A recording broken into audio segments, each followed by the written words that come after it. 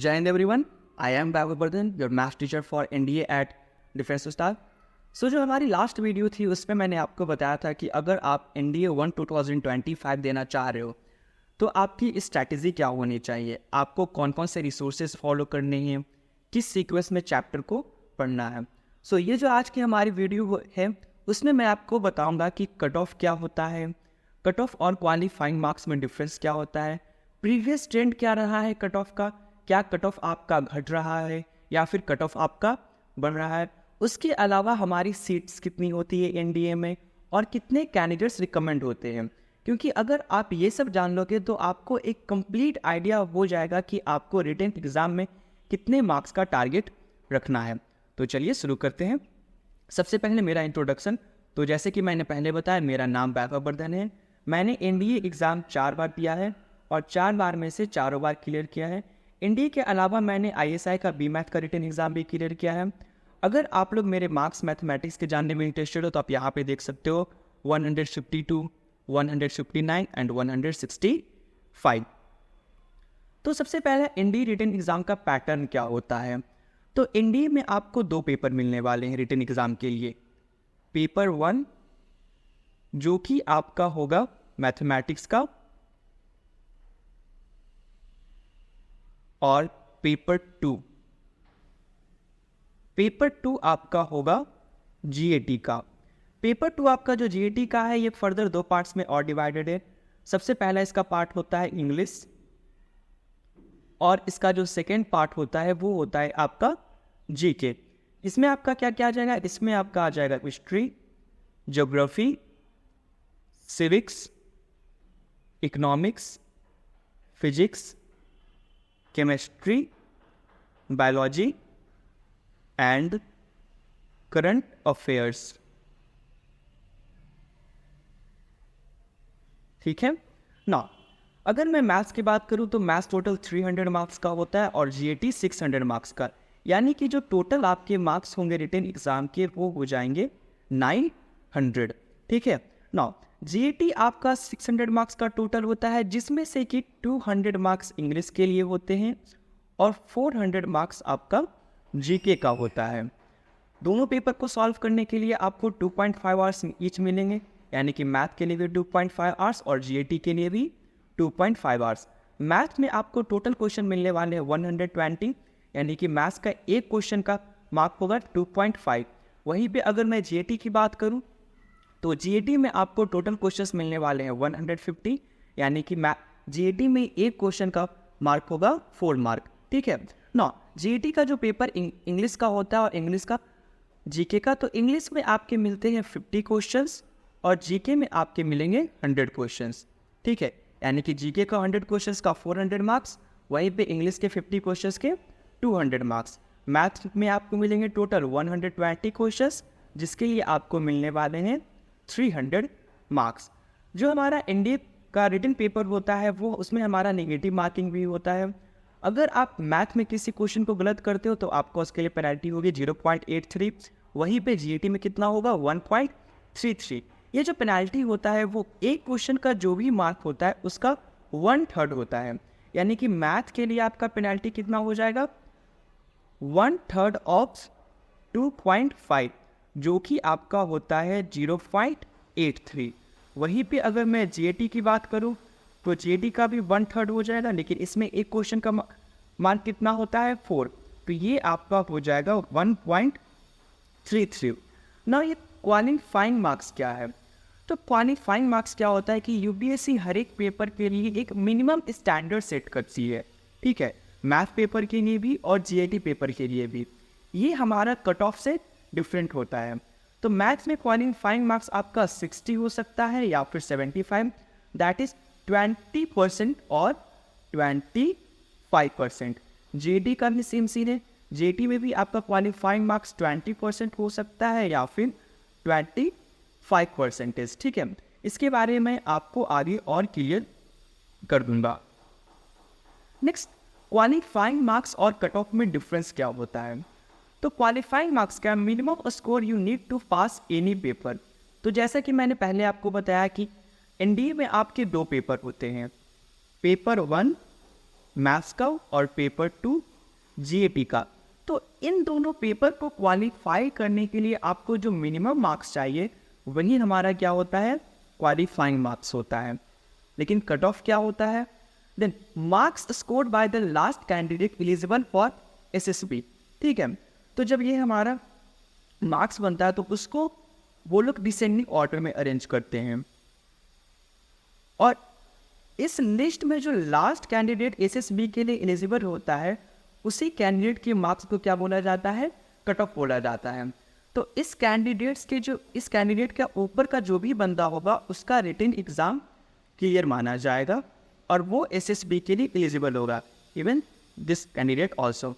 लेकिन इस कैंडिडेट के नीचे का जो भी बंदा रहेगा, जो भी कैंडिडेट होगा, वो रिटन एग्जाम के लिए क्लियर नहीं माना जाएगा, यानी कि उसका एसएसबी के लिए वो एलिजिबल नहीं हो पाएगा ना। ये जो क्वालिफाइंग मार्क्स होता है वो यूपीएससी एग्जाम से पहले सेट करती है, लेकिन वहीं पे जो हमारा कट ऑफ होता है वो बहुत सारे फैक्टर्स होते हैं जिस पर डिपेंड करता है। बेसिकली वो आपका कैंडिडेट्स के परफॉर्मेंस पर डिपेंड करता है कि कैंडिडेट का परफॉर्मेंस कैसा रहा है, पेपर का डिफ़िकल्टी कैसा रहा है। ठीक है, देखिए जो भी हमारी एसएसबी है तो एसएसबी अराउंड 7,000 to 8,000 कैंडिडेट्स के लिए होती है। ठीक है, यानी कि रिटन एग्जाम इतने ही स्टूडेंट्स का क्लियर हो सकता है। तो इसी के अकॉर्डिंग हमारा कट ऑफ भी डिसाइड किया जाता है ताकि ये जो नंबर है वो 7,000 to 8,000 के आसपास रहे। अगर क्वालिफाइंग मार्क्स की बात करें तो पहले तो ये 25% होता था, लेकिन अभी के कुछ ऐसे भी एग्ज़ाम्स हुए हैं जहाँ पे ये 20% तक गया है। वहीं पे अगर मैं कट ऑफ की बात करूँ तो कट ऑफ हर साल बहुत ज़्यादा डिफरेंट आता है। कभी ये 320 भी हो सकता है, कभी ये आपका 292 भी हो सकता है, कभी ये आपका 355 भी हो सकता है। लेकिन अगर क्वालिफाइंग मार्क्स की बात करूँ तो ये 20% हो सकता है या फिर 25% ना। बहुत सारे कैंडिडेट्स को लगता है कि ये जो क्वालिफाइंग मार्क्स होता है वो सिर्फ पेपर 1 यानी कि मैथ्स के लिए होता है। ऐसा नहीं है, ये जो क्वालिफाइंग मार्क्स होता है वो आपका दोनों पेपर के लिए होता है, मैथ के लिए भी और जीटी के लिए भी। यानी कि अगर आपका क्वालिफाइंग मार्क्स 25% है तो मिनिमम पेपर 1 में आपको मिनिमम मार्क्स कितने लाने पड़ेंगे, 75, और पेपर 2 में आपको मिनिमम मार्क्स कितने लाने पड़ेंगे, 150। ठीक है, तो आई होप सो कि आपको क्वालिफाइंग मार्क्स और कट ऑफ में क्या डिफरेंस होता है वो अब आपको क्लियर हो गया होगा। नेक्स्ट है पास ट्रेंड ऑफ क्वालिफाइंग मार्क्स। जैसा कि मैंने पहले बताया कि पहले हमारा जो क्वालिफाइंग मार्क्स रहता था वो 25% का ज़्यादा था। Since 2019, qualifying marks for math and GAT has been 25% except for NDA 2 and NDA 2 2023। तो अगर 2019 से हम लोग पेपर को देखें तो 2019 से हमेशा क्वालिफाइंग मार्क्स दोनों पेपर के लिए मैथ और GAT के लिए 25% ही रहा है। लेकिन NDA 2 2022 और NDA 2 2023 ये दोनों ऐसा पेपर था जहाँ पे क्वालिफाइंग मार्क्स आपका 20% था, और NDA 2 2023 ऐसा एग्जाम था जहाँ पे कट ऑफ भी सबसे कम गया था, जो गया था आपका 292। Next past trend of cut off. ठीक है, तो ये प्रीवियस 5 इयर्स के ट्रेंड है जो आपको कट ऑफ का है। सबसे पहले अगर मैं रिटन की बात करूँ तो रिटन एग्जाम का अगर आप कट ऑफ देखें तो NDA 1 2019 का था 342, NDA 2 2019 का था 346, NDA 1 2020 का 355, NDA 2 2022 का 355। ये दोनों का एक्चुअली पेपर सेम ही हुआ था कोविड की वजह से। NDA 1 2021 का 343, NDA 2 2021 का 355, NDA 1 2022 का 360। उसके बाद से अगर आप इसके बाद से ऑब्जर्व करो NDA 2022 360, NDA 1 2003 301, NDA 2 2003 209।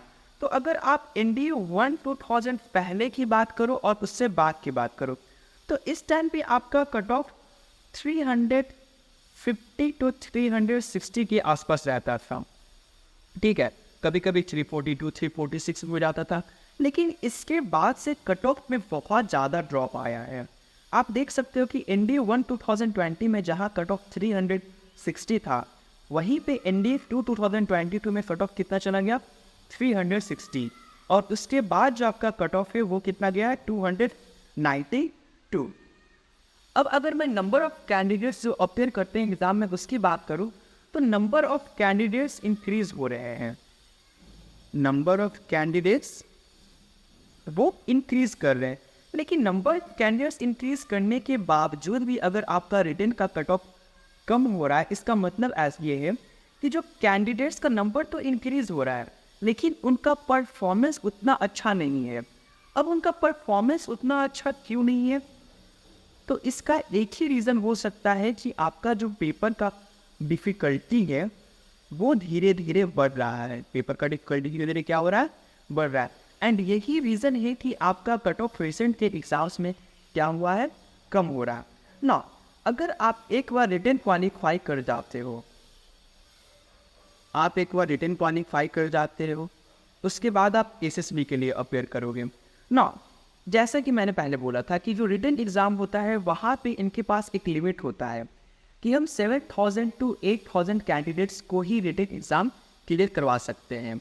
लेकिन वहीं पे जो SSB है तो उनके पास कोई लिमिट नहीं है, उनकी जो मर्जी होगी वो उनके हिसाब से कैंडिडेट्स को रिकमेंड कर देंगे।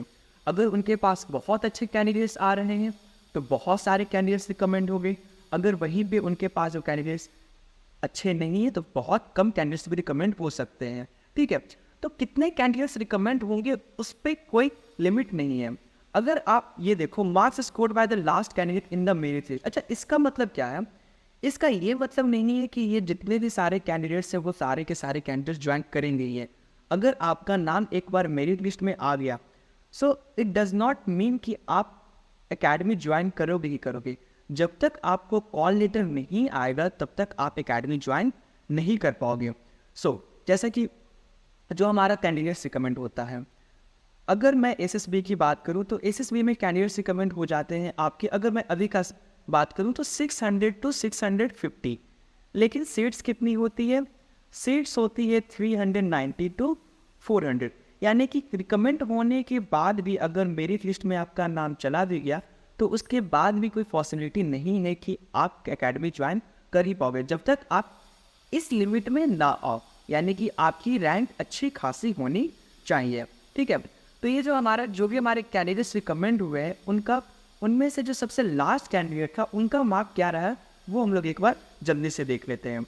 NDA 1 2019 704, 709, 723, 719, 709, 726, 726, 20, 678, 664, 656। फिर आप देख सकते हो कि NDA 1 2022 से पहले जो लास्ट कैंडिडेट थे उनका मार्क्स 720, 710, 700 के राउंड पे आया। लेकिन उसके बाद जो कैंडिडेट्स आए हैं जैसे कि NDA 2 2022 के बाद, तो उनमें मार्क्स का ड्रॉप आया है। क्यों? क्योंकि आपका जो कट ऑफ है, कट ऑफ भी आपका गिरा है, ठीक है।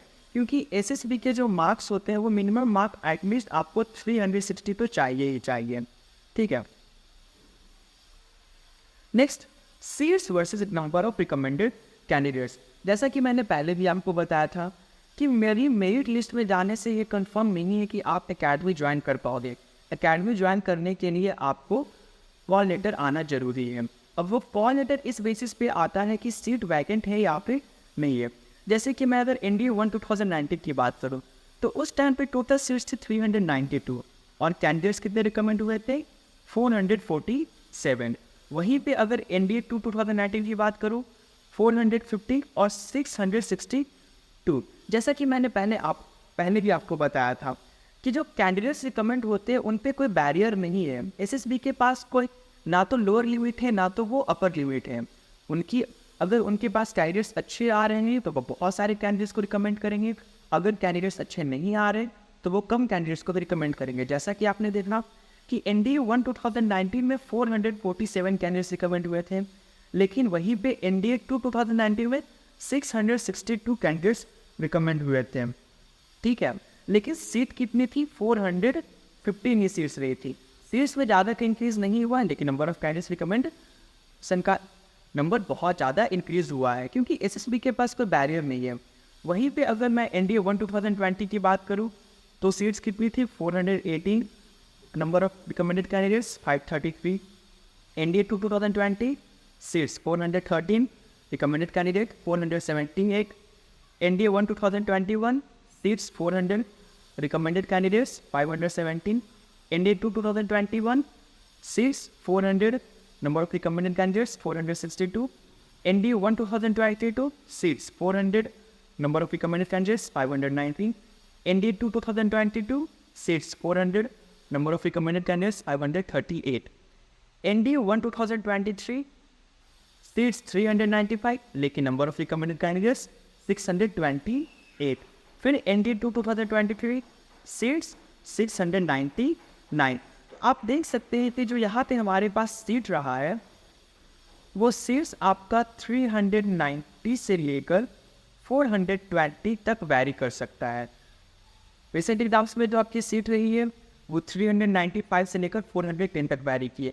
लेकिन अगर हम रिकमेंडेड कैंडिडेट्स की बात करें तो मिनिमम कितने कैंडिडेट्स रिकमेंड हुए हैं 447 और मैक्सिमम 699, यानी कि 450 से लेकर 700 कैंडिडेट्स तक रिकमेंड होते हैं. So in order to make it to the merit list, that is in order to get a call letter from NDA, ताकि आप एकेडमी ज्वाइन कर सको, आपको इस नंबर में आना है. यानी कि जब आपका मेरिट लिस्ट आएगा तो आपकी रैंक एटलीस्ट 400 से कम होनी चाहिए. आपकी रैंक कहाँ होनी चाहिए 400 से कम होनी चाहिए. इवन तो देयर आर अदर फैक्टर्स, जरूरी नहीं है कि 400 से अगर ऊपर किसी का रैंक है तो वो एकेडमी नहीं ज्वाइन करता है. अगर इन केस किसी का 410 है तो चांसेस है कि जो 400 प्लस 400 से पहले वाले कैंडिडेट्स होते हैं उनका भी मेडिकल ऑट होता है. तो कुछ ऐसे भी कैंडिडेट्स होते हैं जो कि 400 से आगे रहते हैं बट फिर भी वो एकेडमी ज्वाइन कर पाते हैं. तो ये प्योरली आपके लक पे डिपेंड करेगा. लेकिन आप अगर अपना नंबर 400 से नीचे लेकर आते हो, आपका जो मेरिट लिस्ट बनता है उसमें रैंक 400 से कम आती है, तब उस कंडीशन में आप एकेडमी इजीली ज्वाइन कर पाओगे. नॉट ये कैसे पॉसिबल है, ठीक है, कि आपका जो मेरिट लिस्ट में रैंक हो वो 400 से कम हो. इसके लिए जो भी आपका मेरिट लिस्ट बनता है वो दो बेसिस पे बनता है, आपका रिटेन एग्ज़ाम और SSB के मार्क्स पे. SSB में तो आप रिकमेंड हो जाओ वही बहुत बड़ी बात है, और SSB में आपको कितने मार्क्स मिलने वाले हैं वो आप पता भी नहीं कर सकते हो. तो मैं अज्यूम करता हूँ कि SSB में जो मिनिमम मार्क्स है वो आपको कितने मिलने वाले हैं 60, ठीक है, अगर आप रिकमेंड होते हो तो. यानी कि अगर आपको मेरिट लिस्ट में जाना है तो आपको अगर 400 से कम का रैंक चाहिए तो रिटेन एग्ज़ाम में आपकी परफॉर्मेंस बहुत अच्छी होनी चाहिए. तो रिटेन एग्ज़ाम में एक सेफ स्कोर आपके लिए हो सकता है 400, ठीक है, 400 प्लस 360, आपका इस हिसाब से स्कोर आ जाएगा 760. एंड ये एक अच्छा स्कोर है जो कि आपको 400 के अंदर रैंक दे सकता है. ये मेल कैंडिडेट्स के लिए है. लेकिन वहीं पे अगर मैं फीमेल कैंडिडेट्स की बात करूँ तो फीमेल कैंडिडेट्स का सीट कम होता है, ठीक है, जैसे कि उनके लिए सीट्स 19-20 के अप्रॉक्स रहता है, लेकिन जो रिकमेंड होते हैं वो 50 के आसपास में जाता है. तो फीमेल कैंडिडेट्स के लिए यहाँ पे रिटन में मार्क्स बहुत ज़्यादा लाना इंपॉर्टेंट हो जाता है. तो उनके लिए 500 का स्कोर एक अच्छा स्कोर रहता है रिटन में, और अगर वो 360 लेकर आ रहे हैं SSB में तो टोटल 860. और यहाँ से फीमेल कैंडिडेट्स मेरिट लिस्ट में यानी कि एकेडमी ज्वाइन कर सकते हैं, क्योंकि फीमेल्स का सीट कम होता है और रिकमेंडेड कैंडिडेट्स जो फीमेल होती है वो कम से कम उससे 3 टाइम्स होता है. यानी कि अगर सीट आपका 20 है तो रिकमेंडेड कैंडिडेट्स कितने हो जाएंगे 60 हो जाते हैं. तो इस कारण से फीमेल कैंडिडेट्स को रिटन एग्जाम में as compared to male candidates बहुत ही अच्छा परफॉर्म करना होता है. Now, at Defense Ustad, we are starting a batch for your preparation, batch for NDA 1 2025. It is going to be an online batch, ठीक है. It is going to be an online batch जहाँ पे आपको maths मैं पढ़ाऊँगा,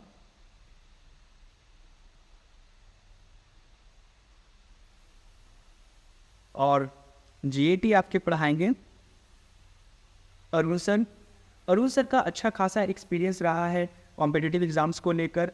उनका अभी CDS का batch चलता है, ठीक है. अगर आप जाकर देखो तो जो भी क्वेश्चंस आते हैं उसमें से 70 to 80% क्वेश्चंस इनके क्लास नोट्स से आ जाते हैं, ठीक है। तो जीएटी ये आपको पढ़ाएंगे, मैथ्स मैं आपको पढ़ाऊँगा। कुछ फीचर्स है हमारे बैच का, जैसे कि जो हमारा बैच है वो 5 मंथ का बैच होने वाला है, वो 18 अक्टूबर से स्टार्ट होगा। इसमें हम लोग मैथ और जीएटी का कंप्लीट कोर्स करेंगे। जो आपका क्लासेस होगा वो लाइव क्लासेस होगा, ताकि आप किसी भी टाइम पे टीचर से इंटरेक्ट कर सको, जो भी आपका डाउट हो उसी टाइम पे आप पूछ सको। जो भी आपकी क्लासेस होंगी उसको आपको रिकॉर्डिंग सेशन भी मिल जाएगा, ठीक है। और जो हमारा क्वेश्चंस का लेवल होगा, जो हम लोग क्वेश्चंस प्रैक्टिस करेंगे क्लास में या फिर जो आपको वर्कशीट दिया जाएगा बनाने के लिए, वो कम्प्लीटली यूपीएससी लेवल का होगा, वो मैथ्स की हो या फिर जीएटी का हो। और इस जो हमारा सिलेबस है उसके साथ साथ आपको एसएसबी के बारे में भी अरुण सर आपको बताते रहेंगे क्लासेस में, ठीक है। सो अगर आपको कोई और भी डिटेल चाहिए इस बैच को लेकर तो आप इस नंबर पे व्हाट्सएप कर सकते हो, ठीक है। नाउ आई होप सो कि आपको एनडी रिटन एग्जाम को लेकर जो भी डाउट्स होगा, क्वालिफाइंग मार्क्स, कट ऑफ का क्या ट्रेंड होता है, वो आपका सब क्लियर हो गया होगा। So thank you, this is it for today.